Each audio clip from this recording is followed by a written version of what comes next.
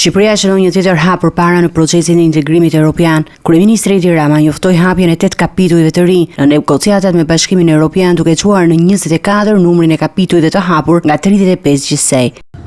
Mora dhe lajmin që grup kapitulli tjetër i negociatave u aprovua për të hapur. Pra kemi hapur 16, hapim dhe 8 të tjerë tani, që bëjnë 24, mbeten dhe 11 për të hapur dhe kam besim dhe shpresoj dhe uroj që me fuqinë e re të 11 majit do të hapim dhe ato 11 të tjera në tryezën e negociatave brenda këtij viti. Kështu që ky do të ishte një rekord evropian, sepse asnjë vend nuk i ka hapur të gjithë kapitujt në një vit dhe asnjë vend nuk i ka mbyllur negociatat në 3 vjet.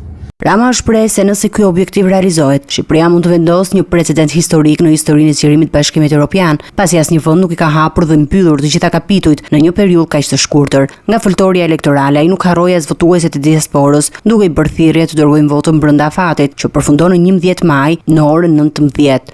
Edhe përfitoj nga rasti t'ju them të gjithë atyre që kanë akoma zarfin në shtëpi, qoftë në Greqi, qoftë në Itali, qoftë në Gjermani, qoftë në Britani, qoftë në Amerikë, qoftë kudo tjetër, që të mos e mbajnë në shtëpi.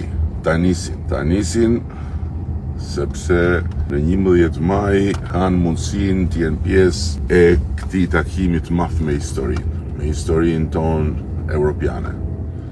I pyetur se çfarë pret nga këtë zgjedhje, Rama u shpreh i sigurt për fitoren, ndërsa sfidën e vërtetë shet tepër masat e mbështetjes që do të marrë.